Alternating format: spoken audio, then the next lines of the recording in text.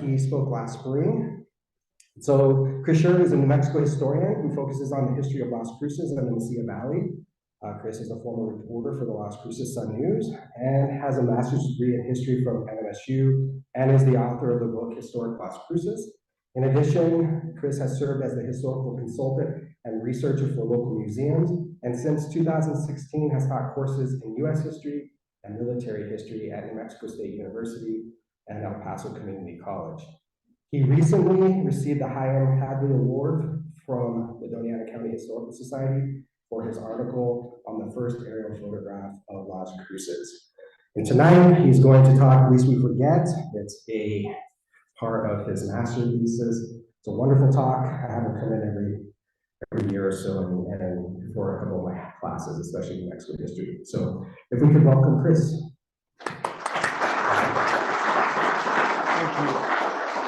Thank you, Jerry. Good evening, everyone. How goes it? Apparently, I need to stand by the laptop to get the mic, but I tend to walk around and do a little dance and stuff, so I'm going to try to be stationary here. First, I'd like to ask everyone if anyone has any kind of connection to Bataan. Know any Bataan veterans? Of course, they're all gone now, pretty much. Okay. But I imagine you may be aware of the Bataan Death March, I'm assuming, or at least somewhat. Okay. And I always need to ask that because New Mexico is a small town, and you never know who knows who you know. So, because this is a New Mexico story, the Bataan thing, it is much more than the one event of the Death March, which people are somewhat familiar with. It's a greater story than that. For me personally, I have my own personal connection to it. Is my grandfather was Paul W. Schurtz, and he was a member of the 200th, New Mexico 200th Coast Artillery. So we'll talk a bit about him. Over here? Okay. All right. I did tell you it's not good to have me on the screen. Right, that's not, all right. And so Bataan is important to my family, and in the process of doing that, my father was very involved with Bataan and making sure people remembered it, because it's one of these forgotten events of World War II, which there are countless incredible events of World War II. And so it's been part of our family for since I remember. And in thinking about it, I started to notice that it seemed like New Mexico had a rather unusual connection to Bataan. And the more I looked into it, the more it was compelling. So I did my master's thesis on this idea of memorialization. And it turns out that Bataan, and I'm using the term collectively to refer to not just the Bataan Death March itself, but the entire experience, shall we say, of the experience of being a prisoner of war in Bataan in general in the Philippines. I argue that it is the most memorialized single event in New Mexico. There are more than 36 memorials or monuments of various kinds to Bataan all around New Mexico. Some of them are for New Mexicans in other locations like El Paso and Mount Samat in the Philippines. There are monuments in Santa Fe, in Albuquerque, in Gallup, Carlsbad, Corrales, Las Cruces. And it made me wonder why that is. Because this is, in fact, unusual. This is unusual. And there may be many reasons for that. So what I'm going to talk to you tonight about is primarily these memorials. And I will talk a bit about the history itself, and I don't want to get too far into that because it is quite involved. Because I want to focus on the way that history is remembered. Primarily, and I'll explain why this is the case, New Mexico had the highest per capita loss of any state in World War II, per capita. We're a small state during the World War II period, 1940s. Primarily, that's because almost the entire state's National Guard at the time, save for one unit, was sent to the Philippines in September of 1941 in anticipation for the eventual war with Japan that some knew was coming, apparently. Half of these men did not return. That's a high rate. We're talking about 1,800 New Mexicans, roughly. There were about 200 men that were part of the New Mexico National Guard once it was federalized that were not New Mexicans, who were not New Mexicans. But we're talking about 1,800 New Mexicans overall. And again, about half of these men did not return home. National Guard unit is different than a regular military unit. It's comprised of the community, the state, brothers, fathers, sons, literally uncles, nephews, particularly at this time period. Coming out of the Depression, people joined the National Guard for a little bit of extra money. At the time, it was the 111th Cavalry, and only was turned into a anti-aircraft unit about a year or two before the beginning of World War I. But in this experience, we have men from every hamlet and city and community virtually in New Mexico. That means it's a shared experience by the state. It's a collectively shared experience. So these are officers, or some of the officers of the New Mexico 200th Coast Artillery at Camp Luna in 1940. The bottom row, middle, sitting, is my grandfather, Paul W. Schurtz. And as you may be able to tell, many of these men are in their 30s, maybe 40s. My grandfather was 41 when the war begins, which seems a little old to be going off to war. But when you're a member of the National Guard at the time period, our military was not the military we have today. And so National Guard units around the country were federalized because to make up for the shortage relative to the need for troops. And so in this group, you're looking at men that have grown up together. My grandfather joined the National Guard in 1921. So for 20 years, he was bringing men into the Guard, young men, sometimes former Boy Scouts. The man, top row, the short guy, is my great uncle, Gerald Freeman. Now, my grandfather did not come home, but my great uncle Gerald did. This is some of the same men when they were younger, leaner, meaner. My grandfather, once again, bottom row, middle. That must be his spot when it comes to the group photos. I kind of look at that and I see what's reflected there is everything that everyone told us about him. Was that he was a leader, he was a paternal type figure, and the fact that he's sitting right in the middle of the guys kind of seems to speak to that. But here they are in 1929 or 1928, Camp Perry, Ohio. My grandfather was one of the top rated marksmen in the country. It's called the President's 100th. And they would gather every year at Camp Perry. So this is right after he had achieved that coveted spot of the President's 100th, and they're all up there. Love the plane in the background too. I sometimes call, well, I won't use that for today, but this is the warrior picture. But I think this is the warrior picture too. This is my grandfather about a week before he went off to war. And there he is, now he's a married man. He's got a couple kids, he's got the paunch, men get when they get married. I don't know why that happens, but happens to everybody. Hair's receding. He's not that lean guy anymore, he's got a couple kids. My father is right down there in the bottom, little hyperactive kid down there, 5 years old. He remembers his dad. His sister is in my grandfather's arms. That's Jeanette, and she died a couple years ago. My father passed away last year on Veterans Day.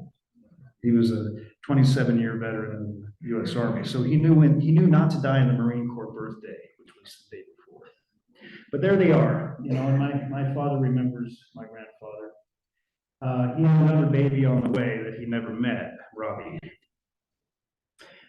On your left is my grandfather's Bronze Star, for which he was awarded on April 9th when the men were surrendered. If I could read this, my eyes are doing the old, not working for me anymore kind of thing. Know what I mean? Well, I'm having a hard time reading the screen, sorry.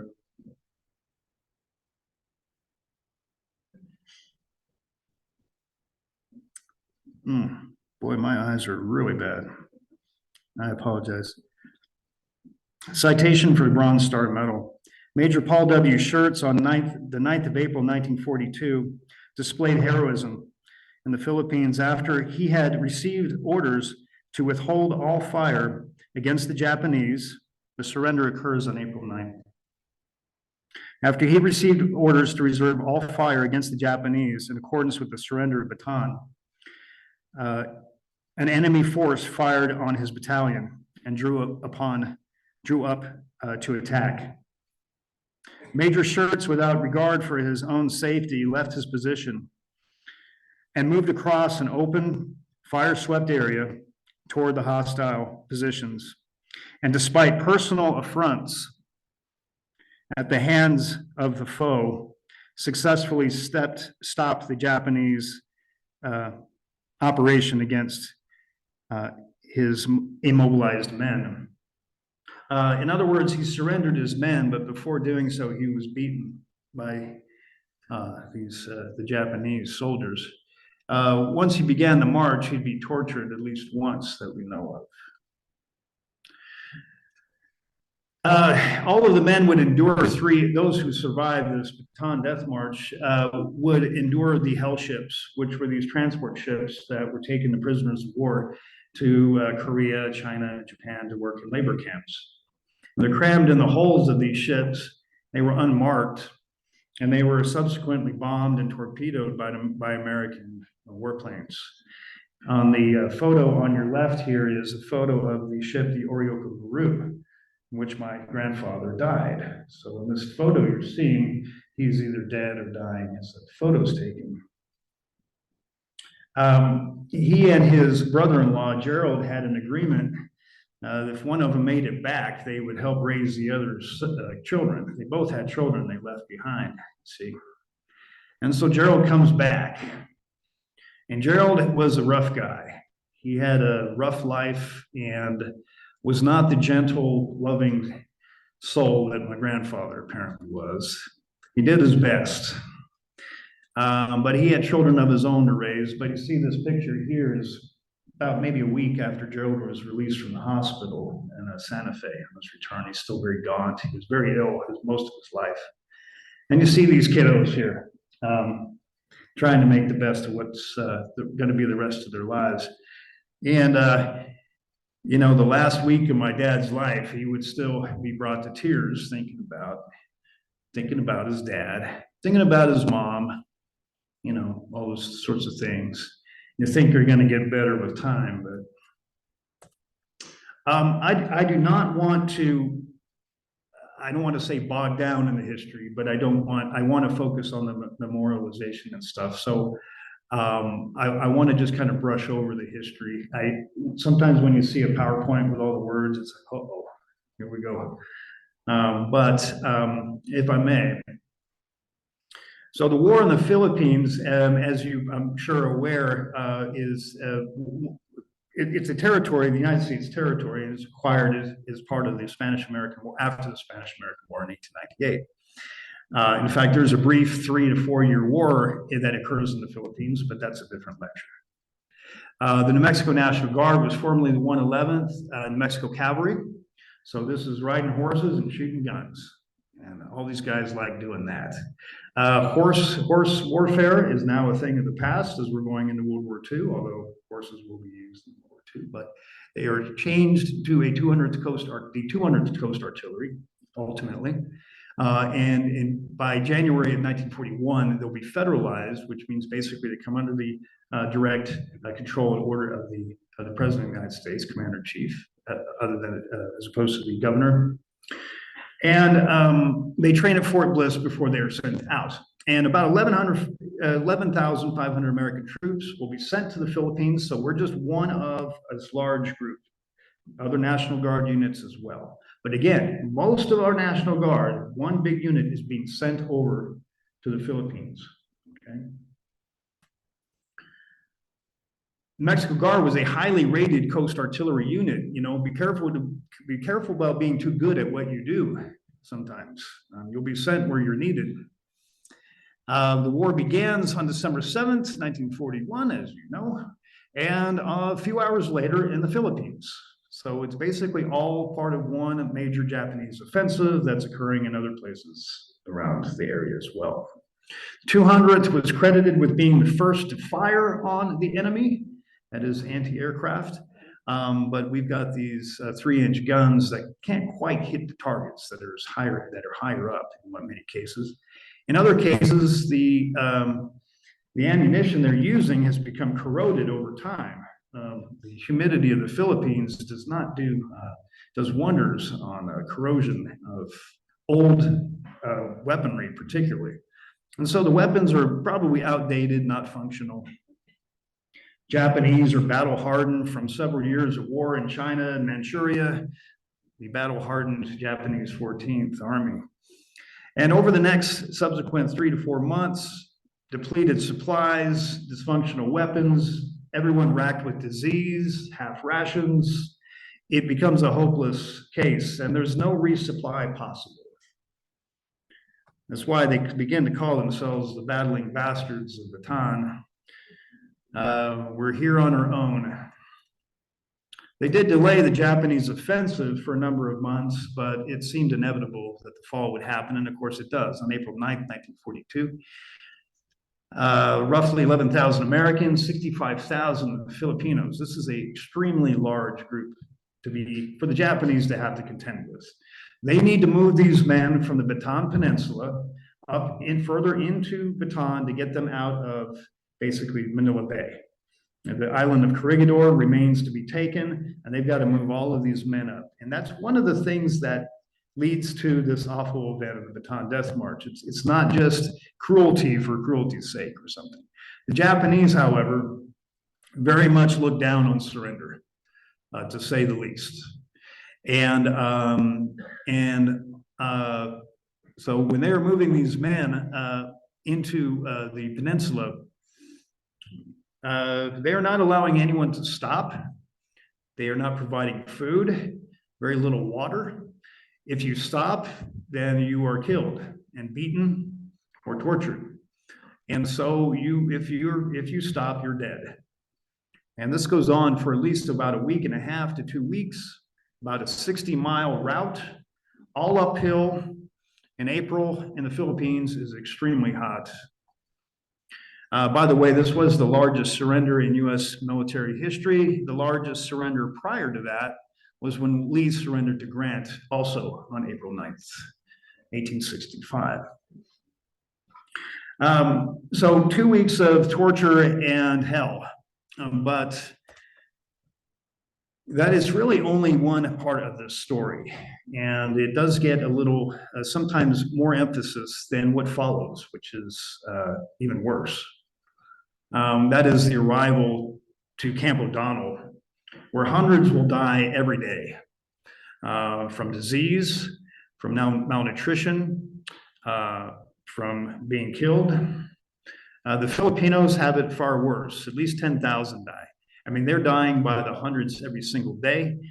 So you may have seen this picture wrongly attributed as being on the death march. It is not. This is one of these burial details at Camp O'Donnell. The Japanese would have never allowed the men to carry their dead like this. And it was mislabeled by the Associated Press way back in 1942, and it took about 80 years for them to change the caption. Every Bataan veteran that saw this picture knew exactly what it was. So that's one reason I'm showing you all of this. It's my duty to correct the record, but to also show you that. So half of the prisoners of war die as prisoners of the Japanese. Of all American prisoners of war, 90% who died as prisoners of war died as prisoners of the Japanese. They endure forced labor, malnutrition. All of them at one point suffer from malaria, beriberi, amoebic dysentery. There is a raft of diseases that one can get in the Philippines, in the Pacific, and they all get them. And those who survive will endure the after effects of some of these diseases. My great uncle, for example, was paralyzed in his hands. And so his trick was picking up charcoal when you had a barbecue and just moving the charcoal around. He was blind in his eyes too. So a lot of unnecessary cruelty, frankly. Many of these men, though, who survived the prisoner of war camps, in which thousands died in those, again, were put on these hell ships and sent over to Japan and China.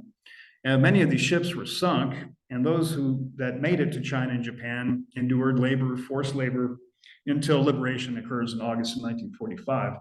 My great uncle didn't see Nagasaki, but he was outside of Nagasaki and heard the blast. And when they went through Nagasaki as they're leaving, he saw the destruction of it. And for the most part, Americans hadn't really heard the full extent of their experience until they began coming home. And of course, when the war is over, everyone is relieved that the war is over, and everyone gets back to work and get back to their lives. It's remarkable with these World War II folks how little everyone wants to talk about the war. The mode is get back to your life. And that's what happens with these men. And for the Bataan guys, though, their experience is a lot different. They were prisoners of war. And there's a lot of shame in that. And no one understands their experience except themselves. So their families can't understand it. People don't believe them when they describe it. And they shortly just shut down eventually. And now there are these groups that'll meet, veterans groups, but for the most part, these men kind of fade off. About a third of them die within a few years of coming home.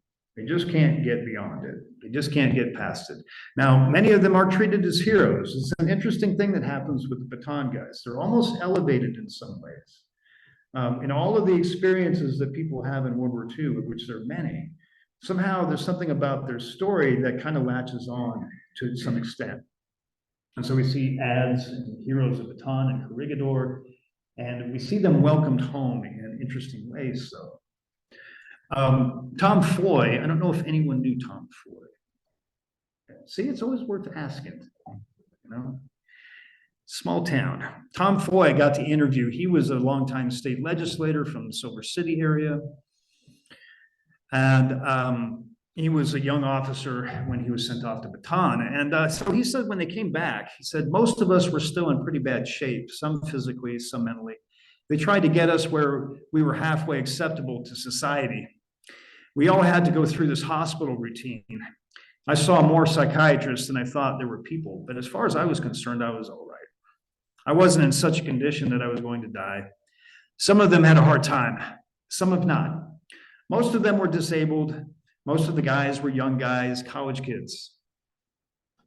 Other groups were Spanish or Indian boys. They didn't know what the effects were of their imprisonment. A lot of the Indian guys died early on. They couldn't cope. A lot of the Anglos drank themselves to death. And so you hear these stories, you see, and you almost want to respond to that. Now, another connection that Mexico has to Bataan is that it forms the first relief organization. It's called the Bataan Relief Organization, BRO.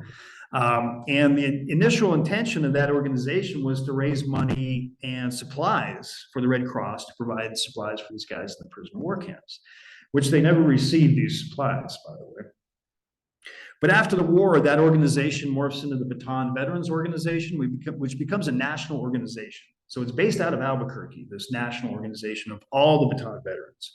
There's a separate group called the American Defenders of Bataan and Corregidor, which also forms. So there's almost these two different groups. That eventually will form. In addition to the American Ex-Prisoners of War, which is more comprehensive of all prisoners of war. And that becomes the main lobbying group to advocate for prisoner of war issues. You see the vest that the guys would often wear, Chapter 1, Albuquerque, the American Ex-Prisoners of War. So again, we have these interesting connections. you're interested in doing some reading about this, there are quite a few books about New Mexico and Bataan specifically, and I would recommend the one in the middle, Beyond Courage, by Dorothy Cave. These others, Marcus Griffiths came out shortly after the war. Came out shortly after the war was over. Silent Voices of World War II. Margaret Garcia's book about her father, Evans Garcia. Jamie Madson's The Toll for New Mexico. Now, other states had somewhat similar experiences, and it's those states that sent their National Guards. So again, it's this interesting connection with the National Guard and the fact that these are people from the community, see, having these shared experiences. And so there are different smaller memorials in other states, California, Salinas, Bataan Park, the Bataan Memorial in Florida. There's one in Minnesota as well.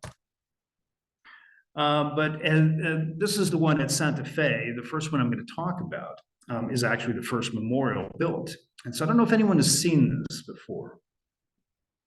And perhaps if you've been to the roundhouse would be kind of like on the other side of this photo kind of thing. And so the building, the big building that you see there is called the Bataan Building. It's the main administrative building for the legislature. And in front is this first memorial. Now, when I'm talking about memorials, there's a broad category that encompasses.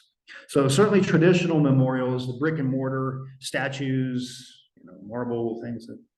So that is our traditional idea. Then living memorials, which this would be things like schools, parks, where the purpose of it serves a different function, but it is named in honor of something. So, for example, a park.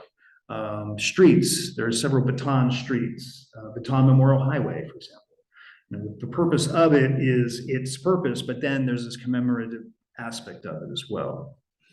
And various VFWs are named in honor maybe of a Bataan veteran. So some of these memorials that I include in that are maybe for individuals, and maybe sometimes, so they're not always nice and neatly memorials necessarily in that way, but in one way or the other, they honor or recognize Bataan in New Mexico. Many of them are government sponsored, maybe city funds, state funds. The memorial here in Las Cruces of the statue is funded in part with federal money, but most of these are privately driven. Most of them, some by the Bataan vets themselves, very few of them, and most by family. Now, the very first memorial was the one I just showed you. And in fact, it was built by the men themselves when they were at Fort Bliss. It was basically their insignia that sat and was built basically out of concrete. No one knows exactly who built it, but the guys made it. And it's a pretty massive piece. It's maybe about at least a good 10 feet wide or so, 10 by 10 or something like that. And perhaps it's not the most beautiful piece of art. These guys are soldiers. But they made it themselves.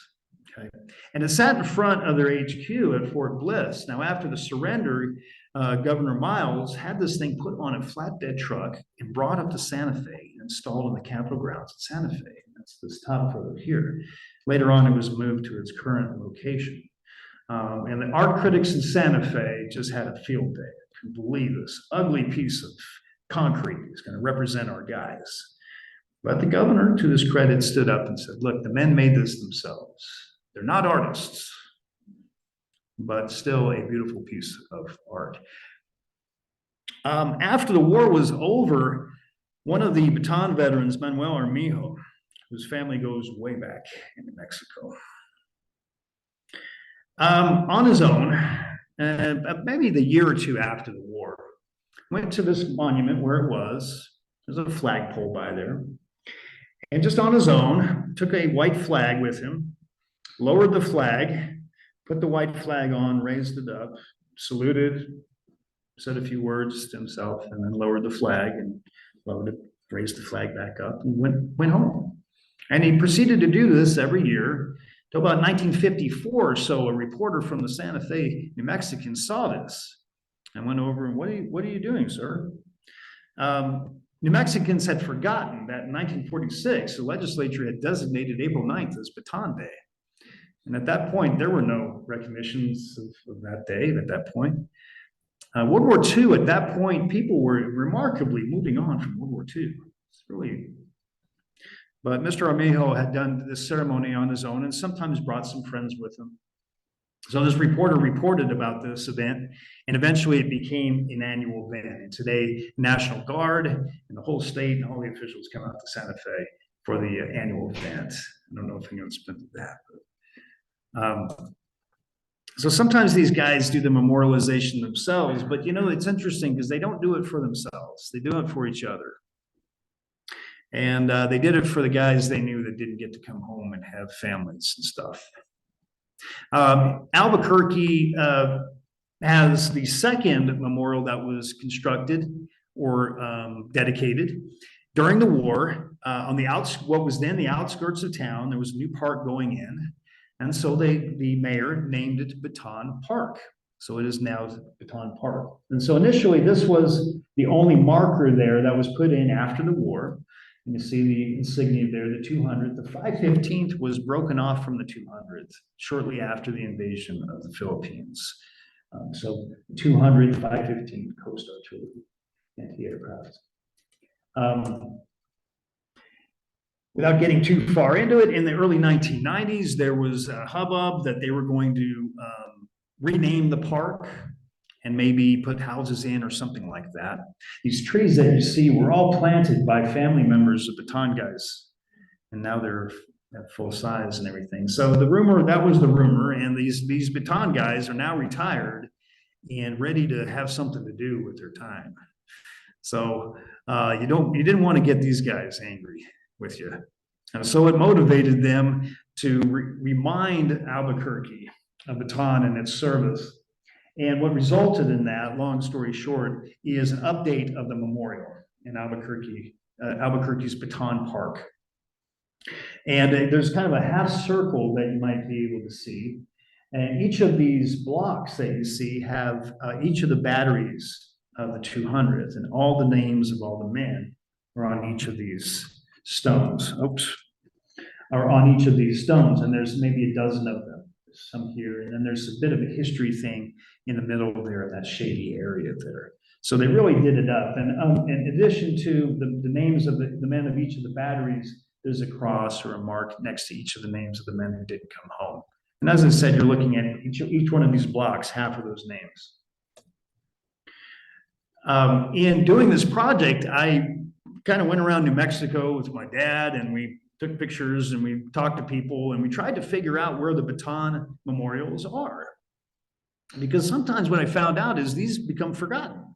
People forget they have a Bataan memorial. And memorials are funny like that. They sometimes get covered in pigeon poop and forgotten. These statues and parks that we are dedicated with such pomp and circumstance sometimes become forgotten over the years. So we had to find out where these were. So I called every county clerk in every county in New Mexico. I mean, you start with the county clerk, they know where the bodies are buried, as it were, and figured out where some were. And some of these I didn't know until I did my thesis and filed it and put it away, and then found out some others. So in Albuquerque's Old Town, turns out there's this little monument. My parents happen to be just going into this little place, and they look over and see this monument, this plaque. And it was dedicated in 1976, placed there by some of these ex-prisoners of war who were members of the State Commission. And so it's rather a nondescript, but this is what I mean. These memorials take on these different shapes. Now, if you've been to Taos, right there in the middle of the plaza is this big old cross. This is a unique memorial. It's the only one that uses religious uses a large cross, for example. It uses any kind of religious imagery. And right in the middle of the plaza. Now, when you have a memorial or a monument in the middle of your town plaza, you're making a statement that this is important to our community. I mean, there's a statement that's being made in that placement. And so you see this very large metal cross on these different plaques are the names of all the men from the Taos area, including Taos Pueblo, who served. And it's been updated through the years. There's been this brick walkway that's been put in for all local veterans of all wars. And so sometimes these Bataan monuments lead to other memorials of other wars, as well, as people want to have their ancestors remembered too. What happens too is some of these old armories is they are turned into other things after the war. Now, if you've been to Deming, the museum in Deming, that's the old armory. And in Taos, this is now Bataan Hall. It's part of the UNM campus. It's the old armory in Taos.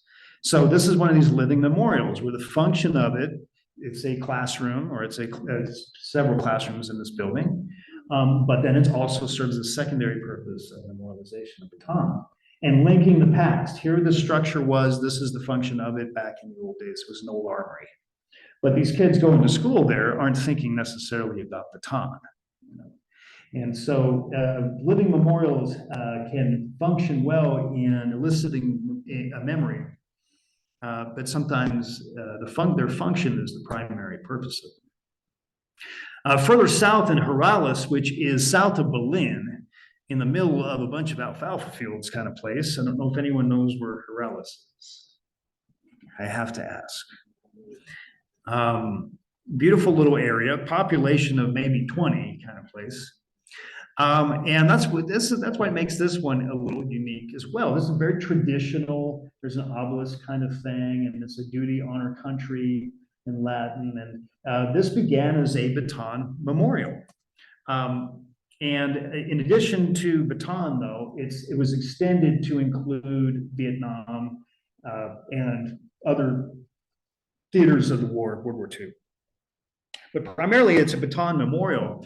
And it's rather unique. So even though it has this very traditional sort of look to it, the side of it, what you see here are all the men who didn't come back, basically, and their children. And their parents. So Alfredo Baca, son of Alejandro and Patricia Baca, the Castillo brothers, Filimeno Ignacio Castillo, and the sons of Silvestre and Manuelita Castillo.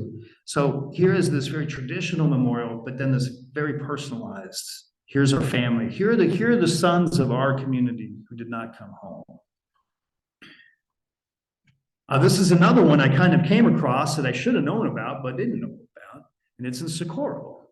And this is one of these anti-aircraft guns that were used, not in the war itself, but were used during training. And there's several of these. There's one in front of the courthouse, I think in Roswell, that I think is one. And there's one in Los Lunas as well. And so this was turned into a memorial for, again, all of the men in the Socorro area, okay, as well. Now, Deming was one of the early memorials here. And this particular one was designed by the local Bataan veterans. And they insisted on the use of this image, or something that was graphic. They didn't want, a big eagle with, flags and everything. They didn't want that. They wanted people to see as much as they could what this really was like, what this was. And what it was is the starvation of these people and the suffering of their guys and themselves. And so this is the image that they chose. And then the term "lest we forget," because what seemed to arise in the Bataan thing is the need for honor and the need for a lesson to be learned from this experience. We tend to learn from either our mistakes or from our losses more than we learn from our victories.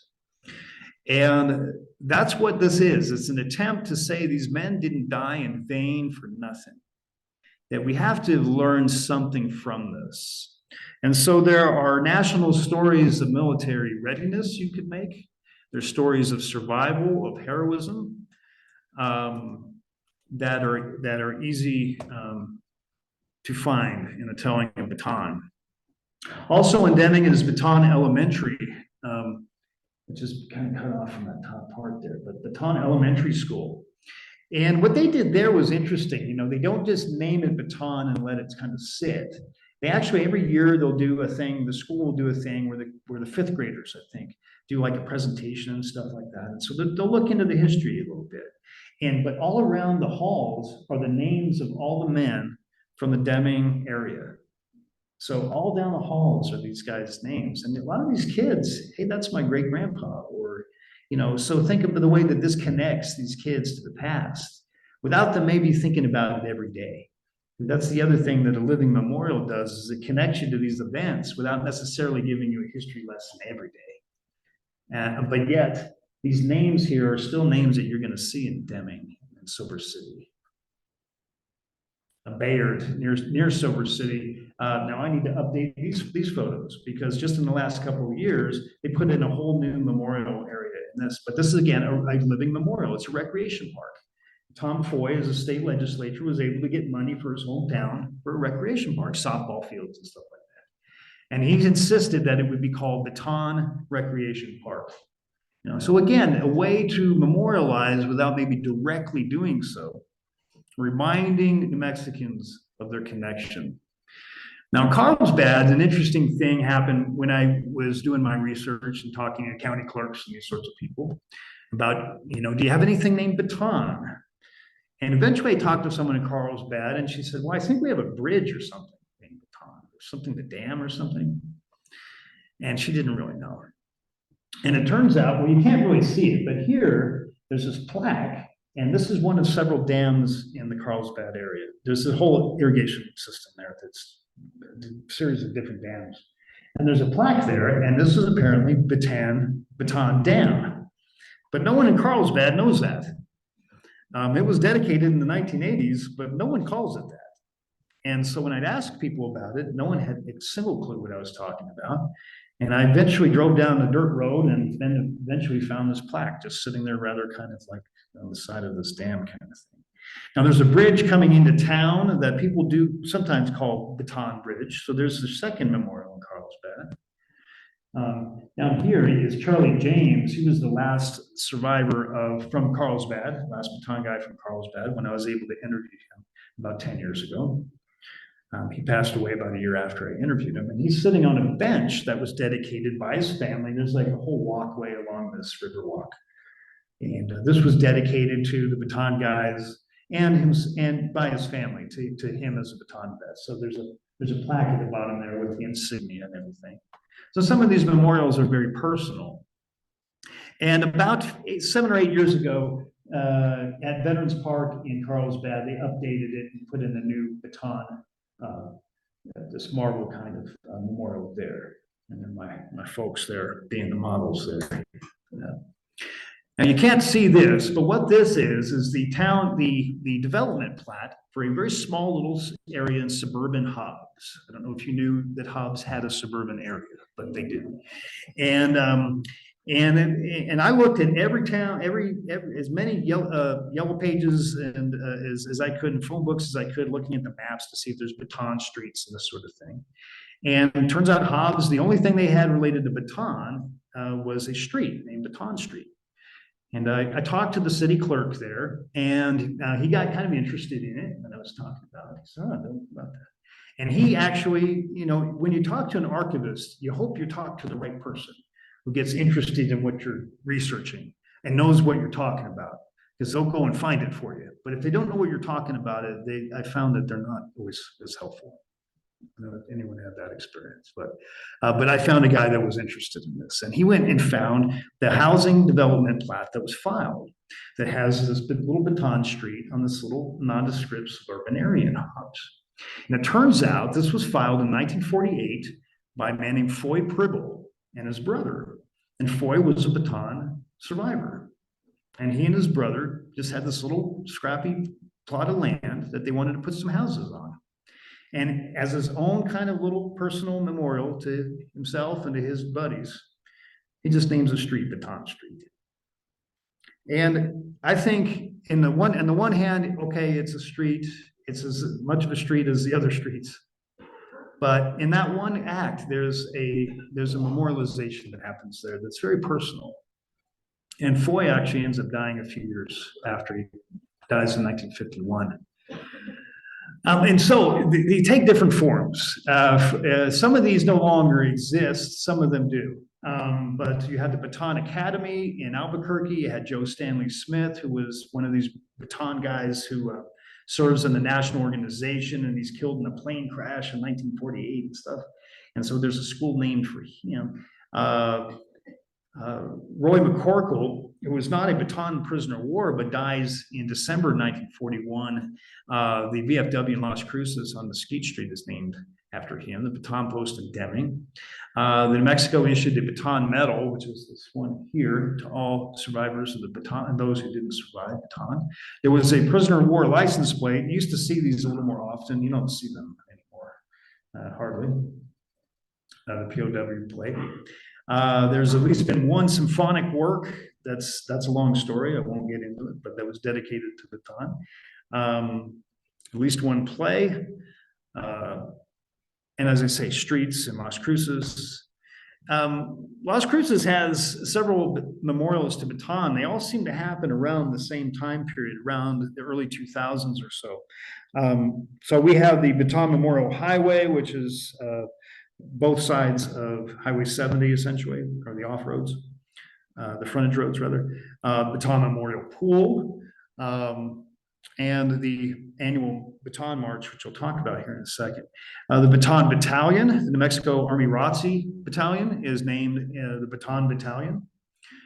They do a seminar every year at the Bataan March as part of that. But this statue, or this, I guess there would be three statues as one, was dedicated in 2002 and then 2003. And one of the elements of it, in addition to the figures, two of them are based on Jose and Pepe Baldonado, who were both survived the Bataan March, and their nephew, or cousin nephew, J. Joe Martinez, was friends with Pete Domenici at the time, basically, and was able to secure federal money for this particular statue. And so his uncles, Jose and Pepe Baldonado, are two of the figures, and the other figure is a first sergeant that was at White Sands, who was Filipino. So those are the figures are. But the other element of the statue that's so interesting and unique, and perhaps you can't see it, are the footsteps that were imprinted in the cement, going up and then through the statues and to the other side. And these footprints were molds taken of about 2 or 3 dozen of the Bataan guys, of their feet. So it's mostly my dad and my mom that went around all around New Mexico and gathered about 2 or 3 dozen of these men. There's 38 actually. And each one of these has its own story. It's an interesting thing. A lot of these men had suffered from beriberi as prisoners of war, and so their feet were very sensitive. And when you're preparing their feet to put these casts on them and these molds on them, you have to kind of use Vaseline and kind of have to massage the feet a little bit to get them going. And it has this psychological effect of kind of soothing you. And these guys just started kind of talking, you know. And their family often would be sitting around listening as they were taking their footprints. And they would sometimes hear stories they hadn't heard before. And it's, you know, just the idea of my dad taking these foot casts of these men and then making these molds out of it. It was a very special thing to do. It's very unusual. You really couldn't do this kind of thing in any other type of memorial. It has to be something that's commemorating, you know, this awful march that these men endured. And all of these men endured the Bataan Death March. Now, there were a couple guys that were in our local group that endured 3.5 years as prisoners of war, but they refused to have their feet taken because they didn't do the march. Not all the men did. Some of the men rode up in trucks. Some of the men were captured in Corregidor or in other places. And they just refused to have their feet taken because they didn't do the march. And I thought that was a shame as well. But each one of these men has his own incredible story of survival. Lorenzo Benegas, David Johns, Evans Garcia, Mas Tonelli, who was a NFL halfback, actually, played for the Rams before the war. And he was assigned to the 200th. He's from Michigan, I think. And he has a crazy story. And then we had a friend who lived in Michigan who somehow got in touch with Mas Tonelli and found him and went and took his cast. And so his footprints are in there. And the way we did it is actually I put most of these casts on these molds, these rubber molds basically, put them on my feet, and then they got the cement ready to go. And we only had about 10 minutes, so we had to kind of do it real quick. And so that's kind of what we did there. And we made all these footprints there using the molds of these men's feet. And that's a unique memorial. This was probably the most effective of all of New Mexico memorials. And that is the annual Bataan Memorial March that is done at White Sands every year. Has anyone done this event? I know you've done this more than once. So you don't learn. I know. Once you've done this once, you kind of maybe want to do it again. It's a pretty special event. It was started by a handful of cadets out of NMSU, a couple of these ROTC cadets, particularly Ray Pickering, as often gets the credit, but he doesn't want to take the credit for it usually. But it was his idea. And it started very innocuously, basically a bet over pizza. I bet you can't do this, kind of thing. This commanding officer bet him that I bet you couldn't put together something like this. And so Ray takes him up on it. And a couple dozen of these guys do this initial march, which started out on the campus, and I think it went up to, it didn't quite go to Radium Springs, but it went up into the mountains and then came back. But in any case, so over the years, it kind of grew a little bit, and then it was moved to White Sands, and then the Army basically took it over as an annual event in 1993. And 1994, my dad, who was very involved with this stuff, was able to get us in to take part in the march. So we were the first civilians to take part. It was initially all Army event. So I don't have the picture of us in it after the march, but we were all required to wear BDUs, so uniforms. And both of my brothers served in the Army, and they're normal 6 foot height. I'm a little guy, and I did not serve. But I had to wear one of their uniforms. But that was the rules. But I didn't want to wear the uniform because I didn't deserve to wear the uniform, but that was the rules. So I had to wear combat boots and BDUs to do this event. The following year, they opened up to civilians and didn't require you to do that anymore. But so we've done it several times over the years. As have tens of thousands of people, literally from every state in this country.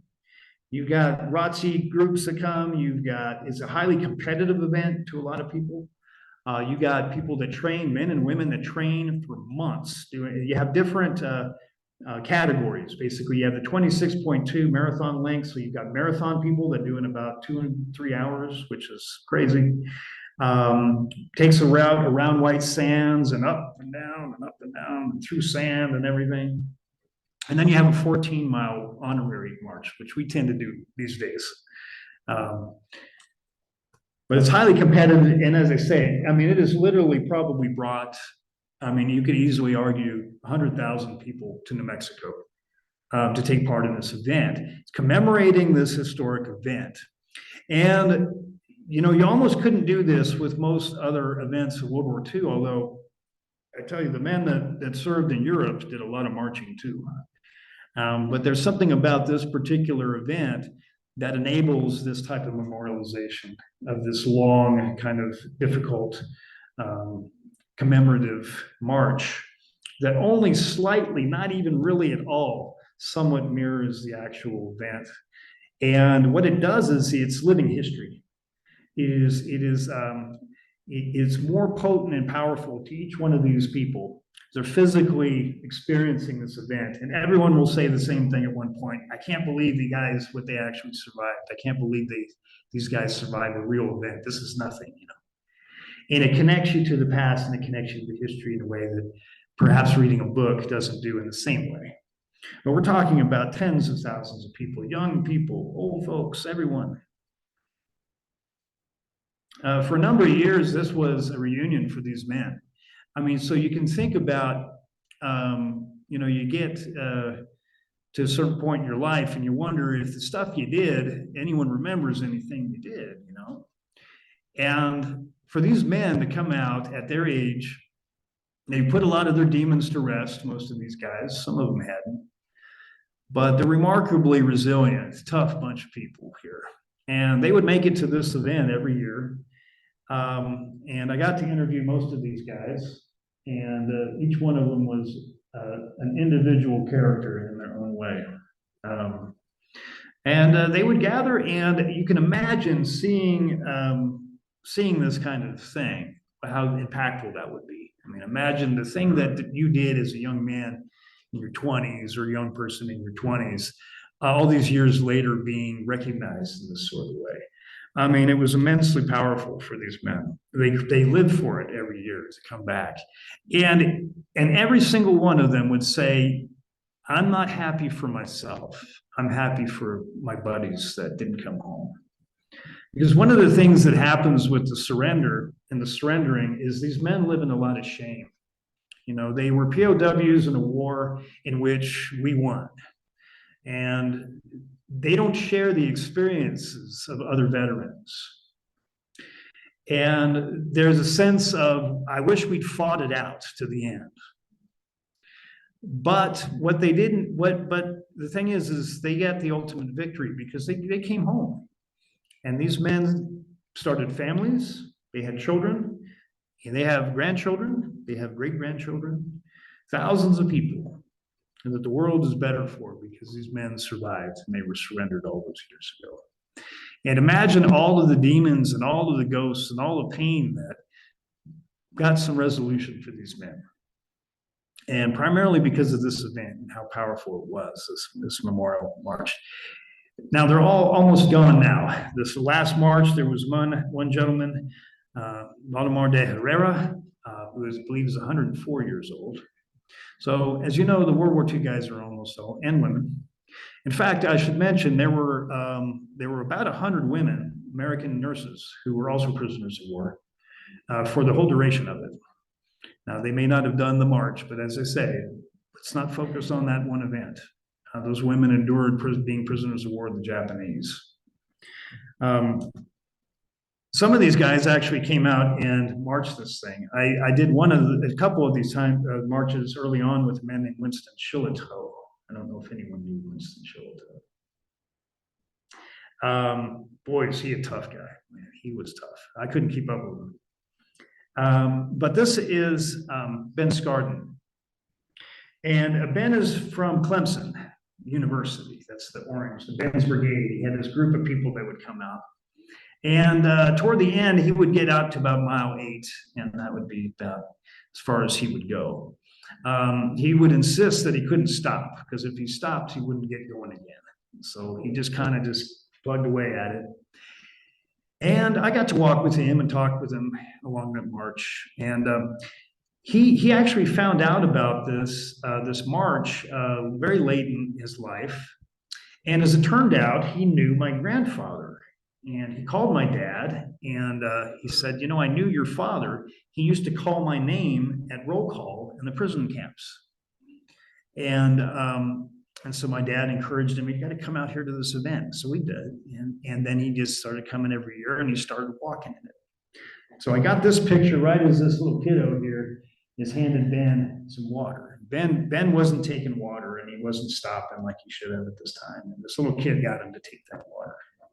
So I love the picture of that. And this little kiddo doesn't know who he's giving that water to. You know, he probably does now. But Ben passed away a few years ago. He was going to do the march, and then we had the COVID stuff. So this particular event, this memorial march, you know, is certainly the most powerful of all of these memorials to New Mexico in Bataan. Connects us in a physical way to the history. And a lot of these folks come to this event not knowing very much about Bataan, but they leave knowing about it. They leave knowing about its importance to New Mexico. Because there are many reasons why people come and participate. In the last maybe 10 years or so, we've had dozens of these men and women who are amputees and the wounded warriors, folks from Iraq and Afghanistan for the most part, who take part in this event. And I walked with a guy that was missing both of his legs. And one woman in a wheelchair, in fact, too. And so it's taken on its own life in a lot of other ways, and for the tens of thousands of people that have made it out here to this event. This last March, we actually, this is the group of us here. The guy in the top right, left is Ray Pickering. We just happened to be out there on the march, and there's Ray. What's Ray doing here? You know? But this is a marker. There's a part of the march called the Sand Pit. This is about maybe 2 miles, maybe a mile or so of kind of deep sand. And it was my dad's favorite part because it was the part where everybody hated it the most. And my dad liked it when people were kind of miserable, you know, having a hard time. So that was his favorite, was sadistic, you know? And especially if we were having a hard time as kids, because then we're really learning. And so White Sands allowed us to sponsor the sand pit for my grandfather and my great uncle, and my dad too. He wasn't initially going to be on that banner, but he ended up passing away, as I said. So in conclusion, these memorials are really sites of nationalism. I mean, they certainly are that. They are ways in which we as New Mexicans, and sometimes we as New Mexicans, at least the old ways, maybe not today, but had a bit of an inferiority complex when it came to being accepted by the rest of, you know, our countrymen. My grandmother used to tell stories about calling someone back east and talking to the operator and saying, well, where are you from? New Mexico. Oh, you speak great English. No, New Mexico. So sometimes we had a bit of an inferiority thing about, are we accepted really in this? And of course we are. And our service in the military goes back to the beginning. But that's what these do. These partly they link us to our country as members of the nation in some ways. They suggest a national lesson, this idea of making sure that we are prepared as a nation to support perhaps our troops or our policies. So there's practical lessons that we can learn in terms of national readiness. But certainly Bataan is a New Mexico story. So I am curious if anyone has any comments or questions, and if anyone has any, some of you have some Bataan folks in your family or know some, and if you wanted to say anything about it. No one wants to talk in front of a group of people? Amazing. Hey, Chris, Yes. This is Dennis back in the back. Yes. And actually, one of our Zoom viewers has a question. Okay. He asked, do you know of any other state in the union that pays homage to the Bataan veterans as much as we do here in New Mexico?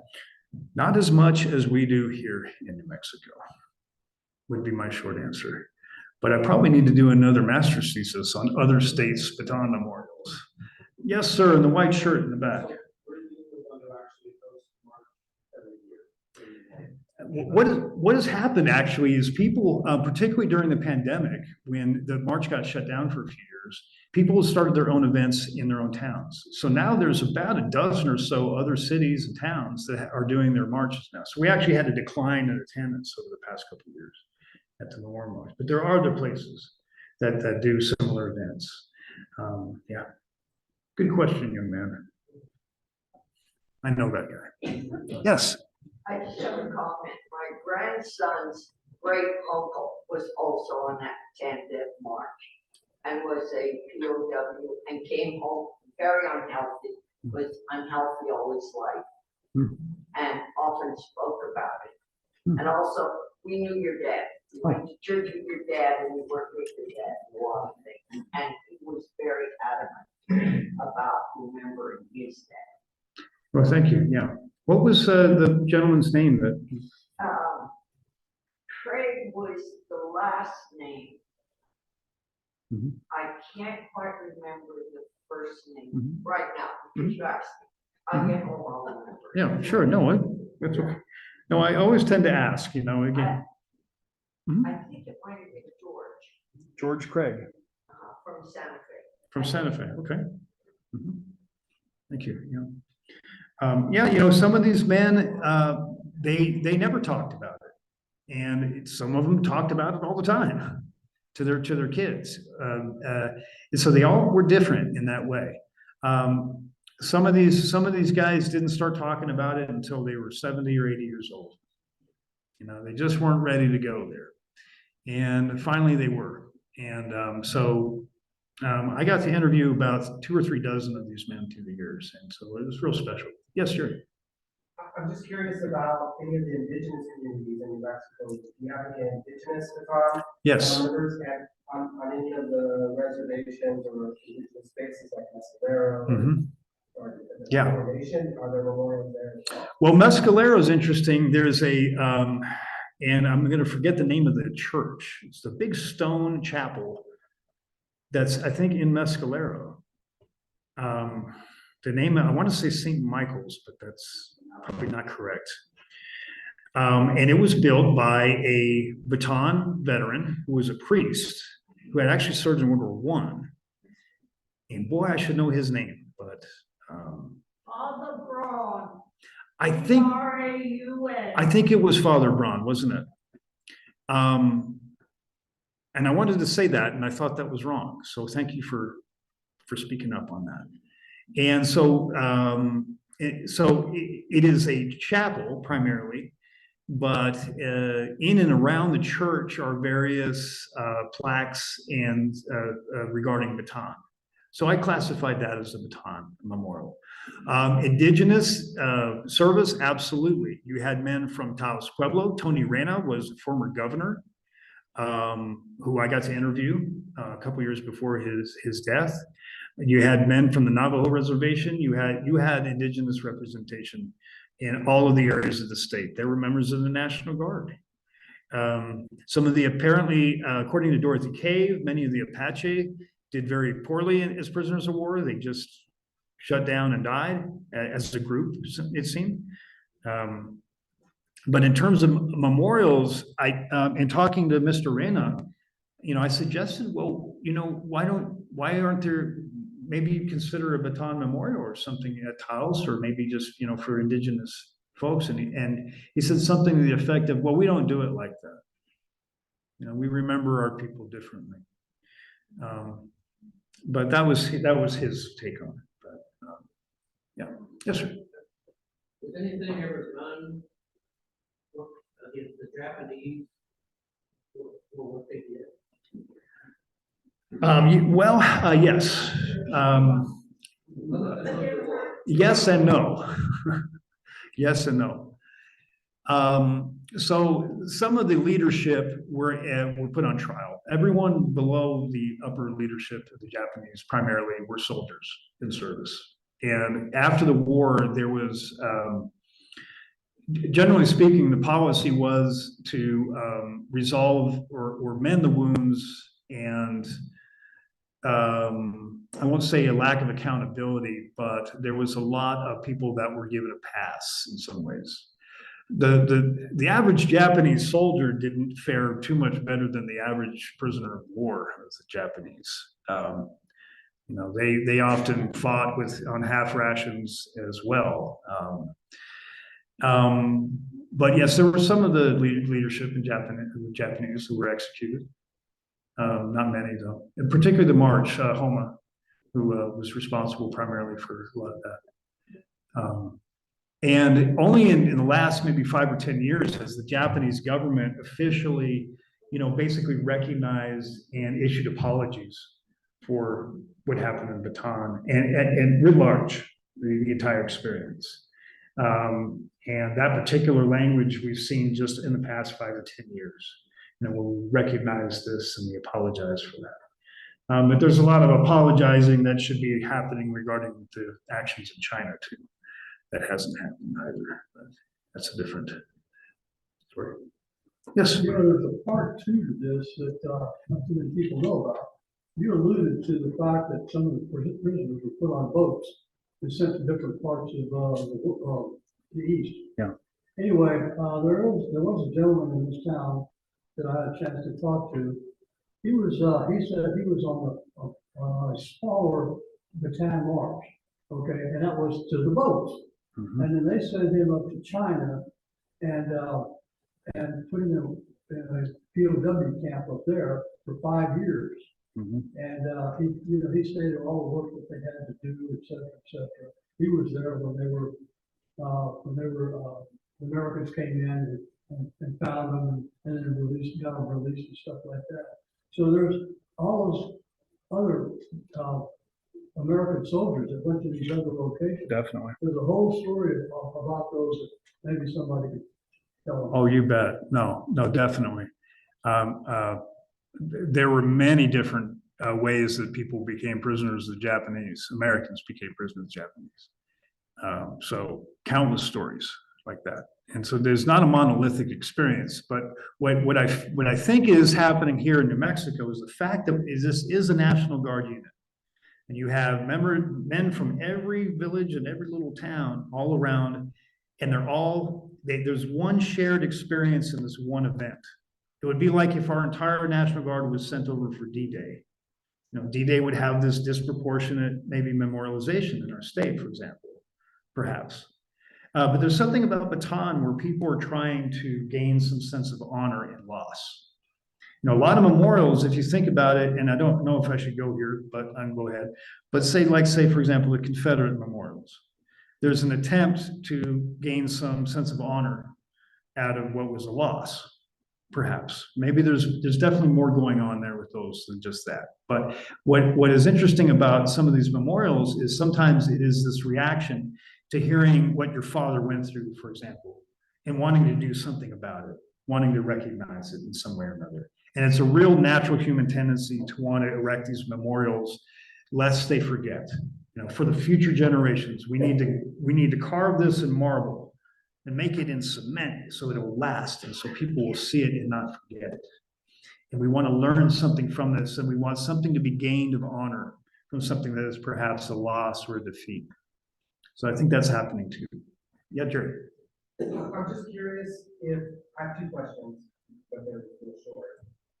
I'm curious if you know if we've hit the peak of the Bataan memorialization in the state, and it kind of leveled out, meaning, are there any ongoing or new memorials? And then the second question would be, have we lost any of the memorials because of development or anything? Yeah, so there have been some of these. There was a Bataan hospital that was in Albuquerque that no longer is that. I don't know if it was torn down or just named something different or something like that. There was a school, Bataan Academy, I don't think exists anymore. The National Guard Museum in Santa Fe was called the Bataan Museum for the longest time. And now I think it is the New Mexico Military Museum. And they still have a lot of emphasis on Bataan, but it's no longer called that exactly. So even when I was doing my thesis, those were among those, and some of those don't exist. They just dedicated a new one about maybe 5, 6, 7 years ago in Carlsbad, the one I had showed you. But I do think certainly there is the peak of that is certainly there was sort of like a slurry of this in the 1990s or so that was happening. But I think this has probably winded itself down a little bit. And so see, now we're in this position where, we used to have the men around. When the guys are around, you want to, there's a connection there. And this is what happens, in history, where suddenly they're only in the past now. Now they're only in the history. As we transition to this time period where, the World War II guys are all gone now, pretty much. And so, I'm a member of the Remember Bataan Foundation, which is, basically dedicated to somehow preserving the memory and the history. But we're supposed to somehow fill their shoes. And of course, we can't fill their shoes. We can maybe carry their shoes, but we can't do what these men could do by virtue of who they are. And so we're in this transition as sort of the holders of this history. And it's up to us, I say the foundation, but maybe even all of us, to carry this history somehow and convey it to people that is still as in a way powerful and impactful. And it's a bit of a heavy load, the responsibility of that. And that happens as history transitions into the last person of that is now gone. and then it becomes something else, whatever it is. Chris, we have And you had a question too.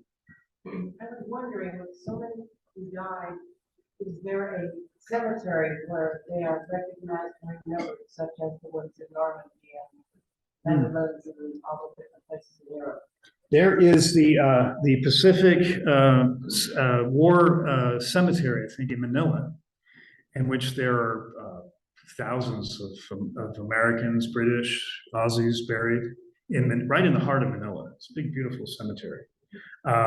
And then there are big marble plaques that have the names of the men lost at sea.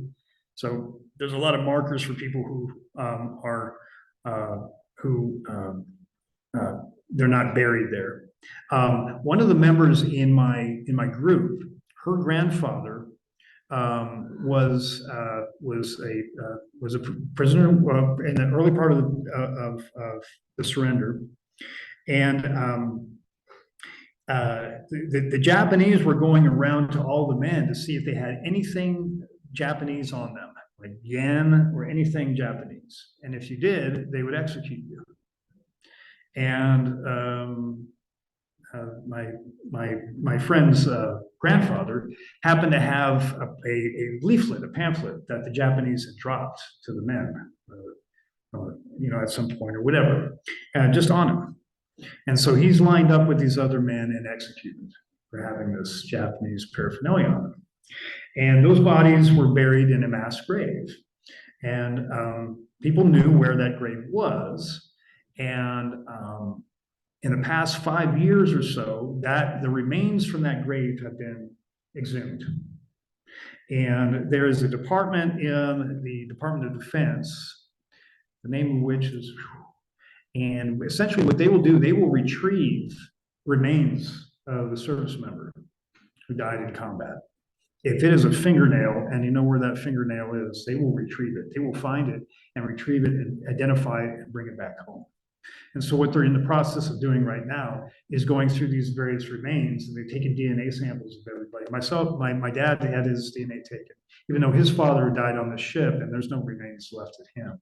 But to create a database of DNA so you can identify these remains. And they're going to identify her grandfather 80 some odd years after he was murdered. And they're likely going to bring his remains home to be buried here at home in Las Cruces. So, the war, as long ago as that was, it's amazing how current it can be sometimes. And that's one example of that. Chris, we have one last question from our online viewers. They want to know, is the Albuquerque Memorial the only one that displays all the soldiers' names?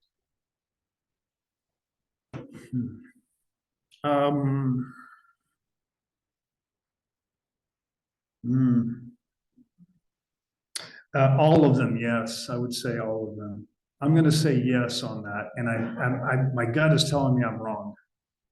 I know other memorials will have the names of all the men from that particular battery or that particular area. So that is that, but all of them, I don't know. I think that's the only one that has everyone's name on, and they're in the battery that they served, primarily.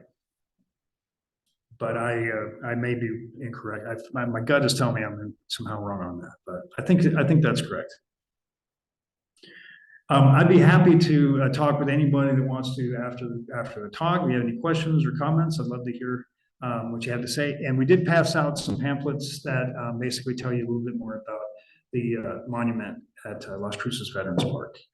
I appreciate very much everyone's attention, and thank you all for being here. Thanks a lot.